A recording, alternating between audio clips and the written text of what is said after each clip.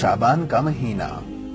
उम्मुल मोमिनीन सैयदा आयशा सिद्दीका रजी अल्लाह अन्हा कहती हैं कि रसूलुल्लाह सल्लल्लाहु अलैहि वसल्लम को मैंने रमजान के अलावा किसी भी महीने के मुकम्मल रोजे रखते हुए नहीं देखा।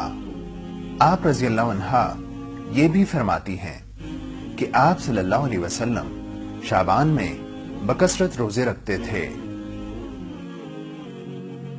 सैयदना उसामा बिन जैद रजी अल्लाह अन्हु कहते हैं कि मैंने रसूलुल्लाह सल्लल्लाहु अलैहि वसल्लम से सवाल किया, आप सल्लल्लाहु अलैहि वसल्लम शाबान के महीने में इतने ज्यादा रोजे क्यों रखते हैं? आप सल्लल्लाहु अलैहि वसल्लम ने फरमाया, रजब और रमजान के इस दरमियानी महीने से लोग गाफिल रहते हैं।